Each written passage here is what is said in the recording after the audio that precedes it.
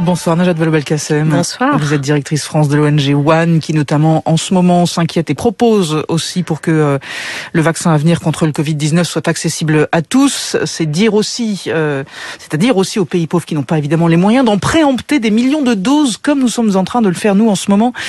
Najat Vallaud-Belkacem, comme je le disais tout à l'heure en introduction, est-ce que préempter parfois, et dans ce cas particulier, c'est aussi confisquer ? Oui, absolument. C'est au fond oublier que le prix d'une vie doit être le même sous toutes les latitudes.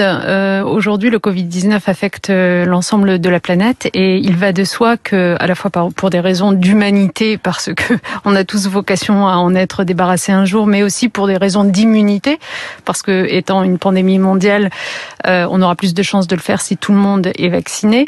Il nous faut penser aux pays qui n'auront pas forcément les moyens de l'acheter, si les pays riches ne les y aident pas, si les laboratoires pharmaceutiques n'acceptent pas que le vaccin soit délivré à prix coûtant et qu'il n'y ait pas de profit fait dessus. Or, ce que vous venez d'évoquer, la pré-réservation de milliards de doses par quelques États riches. Aujourd'hui, on estime que quelques États représentant 13% de la population mondiale ont réservé plus de 50% des doses disponibles. C'était évidemment un immense problème. Alors, cela dit, les pays riches ont le droit de se prémunir et moi j'imagine la réponse qui aurait été la nôtre si on n'avait pas fait ces réservations en quelque sorte. Donc est-ce que l'enjeu c'est celui-là ou est-ce que c'est aussi et surtout peut-être de fabriquer plus pour que le vaccin soit équitablement réparti ? C'est les deux. C'est-à-dire qu'il faut fabriquer plus et c'est la raison pour laquelle l'ONG que je dirige en France, One, appelle à ce que les laboratoires pharmaceutiques s'engagent dans un partage de droits de propriété intellectuelle et également un transfert de technologie, de savoir pour que les vaccins, une fois découverts, puissent être produits en très grand nombre. Mais en tout état de cause, comme vous avez un problème de temps, donc vous n'allez pas pouvoir en un temps réduit en produire des dizaines de milliards, vous savez que il nous faut d'ici la fin de l'année 2021 vacciner le mieux possible 2 milliards de personnes. Donc cela nécessite un certain nombre de doses et ces doses, comme elles seront comptées, il faut pouvoir les répartir intelligemment. L'OMS, l'Organisation mondiale de la santé, a estimé que la bonne répartition est celle qui consiste à vacciner 20% de la population de chaque pays plutôt que de servir des pays dans leur entièreté et d'en oublier d'autres. Et 20% de la population de chaque pays, ça veut dire qu'il faut regarder du côté des 92 pays les plus pauvres du monde et les servir aussi. Et donc ne pas réserver uniquement pour les plus riches. Alors effectivement, l'OMS a exhorté, l'ONU a dénoncé, le G20 s'est engagé, il y a des pétitions qui circulent, il y a un certain nombre de mécanismes dont on va parler, comme le COVAX par exemple, qui fonctionnent, qui existent et qui fonctionnent bien. C'est une sorte de consortium en fait de pays qui ont mis au pot. Mais au train où vont les choses, on en est où là aujourd'hui, au moment où on se parle ? En fait, est-ce qu'on sait dire, nous savons que les 3/4 de la planète ont zéro accès pour l'instant, aucune possibilité d'avoir accès au moment où on se parle. D'abord, il faut peut-être rappeler une chose, c'est que pour aller vite, on parle des vaccins, mais en réalité, pour accompagner le Covid-19, il y a aussi les tests, les diagnostics, les traitements, parce qu'il faut quand même se souvenir qu'il y a des pays dont les systèmes de santé vont tellement mal que des choses qui nous ont frappé, nous, dans nos propres pays, par exemple l'absence de respirateurs artificiels ou de lits de réanimation, il y a des pays dans lesquels il n'y en a pas du tout. Enfin, au Mali, on a un respirateur artificiel pour l'ensemble de la population, vous voyez.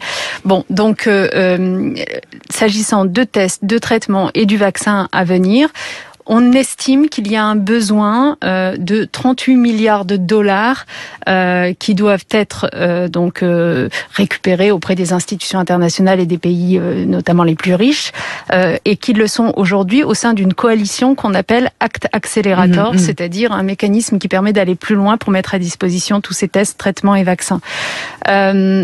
38 milliards de dollars, on en est aujourd'hui à peu près à 4 milliards et demi qui ont été mis sur la table et qui sont des promesses en réalité. Et on parle, voilà, c'est des promesses. Est-ce qu'on parle de 4 milliards de dons ou est-ce qu'on parle de prêts donc ça veut dire qu'à un moment ou à un autre, il faudra rembourser. Donc de toute façon, le prix est toujours dans l'équation.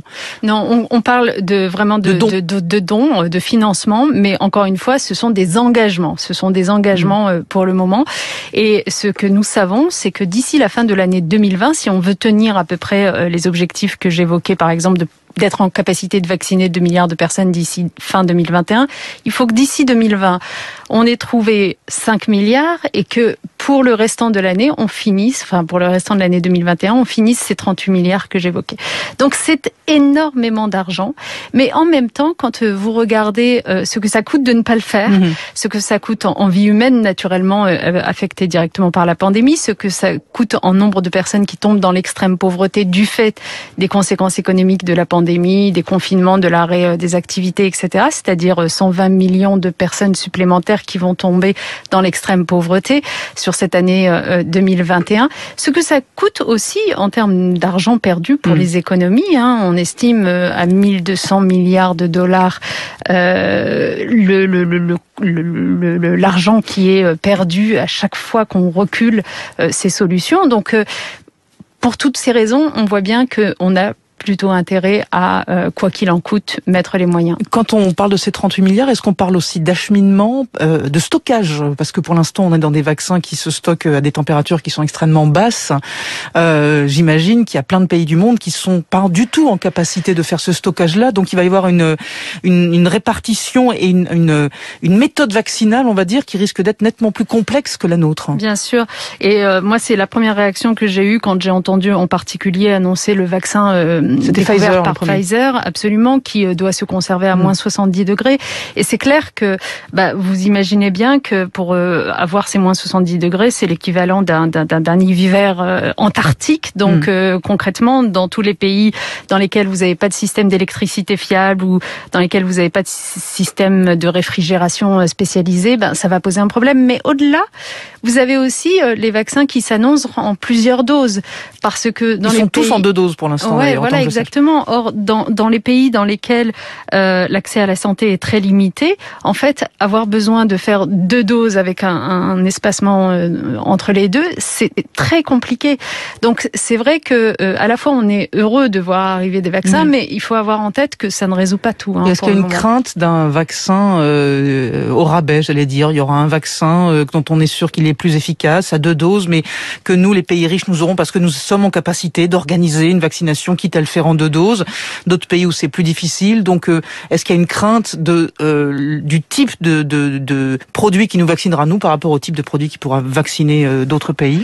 En tout cas, ce qui pourrait prévenir ce type de crainte, parce qu'on peut nourrir toutes les craintes, en effet, c'est vraiment, et c'est ce que nous faisons chez One, c'est de faire en sorte que les laboratoires pharmaceutiques prennent des engagements aussi. Vous voyez, nous attendons beaucoup de nos États, de nos institutions internationales, et notamment en matière de financement, on l'a dit, mais les laboratoires pharmaceutiques qui vont quand même sortir plutôt gagnants de cette histoire, on voit leur cours de bourse et on le sait. Ils vont gagner de l'argent. Il faut quand même exiger d'eux une transparence, par exemple, une transparence sur les coûts de production. J'ai parlé du partage des droits de propriété intellectuelle. Il faut évidemment que les citoyens, que ce soit les citoyens des pays riches ou des pays plus pauvres, soient totalement rassurés. Et on sait qu'il y a beaucoup d'hostilité ou d'inquiétude à l'égard de la vaccination sur comment est-ce que ces vaccins ont été trouvés, faits, combien ils coûtent, et faire en sorte surtout que il soit à but non lucratif. On est dans une pandémie quand même assez spécifique qui nécessite cette solidarité-là, d'autant que les laboratoires pharmaceutiques ont bénéficié de l'apport de financement public, donc de nous contribuables phénoménaux. Et quand on voit un laboratoire comme par exemple Moderna qui a bénéficié d'1 milliard de dollars du gouvernement américain et qui s'apprête à faire payer à certains patients $50 la dose de vaccin, on se dit que ça, c'est pas normal. Et inversement, les États-Unis sont pas dans COVAX, par exemple, donc on pas mis au pot pour pouvoir, pour que le partage puisse se faire de manière équitable. Quand vous dites que, en gros, les labos doivent céder leurs brevets, c'est ça que ça veut dire, en fait, pour qu'on puisse fabriquer à très grande échelle. Ouais. C'est-à-dire, en gros, ne pas commettre les erreurs qui ont été faites, par exemple, avec le SIDA. Pardon, on est oui, absolument. La Journée mondiale de lutte contre le SIDA. Comment ne pas penser à cette pandémie-là si on avait mis à disposition des pays les plus pauvres du monde beaucoup plus tôt les génériques et donc en réalité ouvert la connaissance sur les traitements, eh bien on aurait évité 7 millions de morts du sida en Afrique subsaharienne. Enfin, c'est des choses très concrètes. Donc aujourd'hui, on peut pas se permettre d'attendre des années et des années avant que les traitements et les vaccins n'arrivent dans les pays les plus éloignés. On peut pas se permettre qu'ils soient trop chers pour que les populations y aient accès.